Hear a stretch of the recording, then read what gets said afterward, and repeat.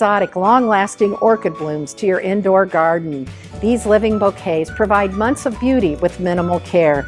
Just provide the proper growing conditions and success is sure to follow. We're going to focus on the Phalaenopsis or moth orchid. It's one of the best adapted to your home environment, making it the easiest to grow. It requires about the same growing conditions as an African violet. Place your orchid in a bright location near an east, west, or slightly shaded south-facing window. Give it 12 to 14 hours of sunlight for best results. Moth orchids thrive in the same temperatures as you, night temperatures in the 60s and 70 to 80 degrees during the day. Just avoid drafts of hot and cold air that can stress the plants and cause bud and flower drop. Notice the orchid is growing in a unique planting mix. This is because this and most other orchids are epiphytes. In nature, they grow on other plants and obtain water and nutrients from the air, water, and plant debris that accumulates in their environment. The planting mix for orchids is made of organic material such as peat, fir bark, and perlite. This or a similar combination retains water while providing needed drainage.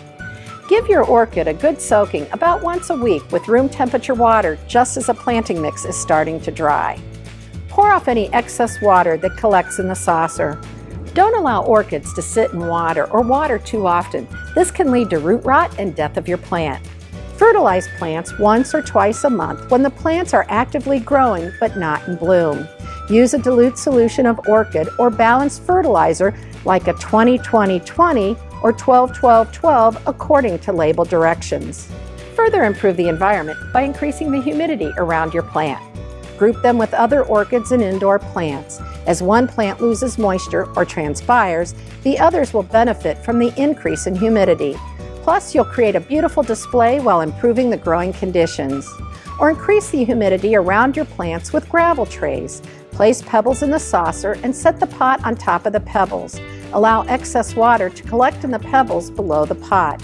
As this evaporates, it increases the humidity around your plant. It also eliminates the need to pour out the excess water that collects in your saucer. You won't have to repot your orchid for quite a while. Wait until it's done blooming, the potting mix is broken down, or the plant becomes pot-bound. This is about every 18 to 24 months. Enjoy a second flush of flowers with cool nights and proper post-flowering care. Leave the flower stem intact and the plant may produce a second flush of smaller blooms at the tip of the stem, or cut the flower stem back above the second or third node from the bottom. For best rebloom and to allow the plant to replenish energy spent on flowering, prune the flower stem back to about 1/2 inch above the leaves and enjoy a second flush of flowers in about a year. And if reblooming your orchid seems like too much work, simply treat it like a long-lasting bouquet and an opportunity to try some new colors.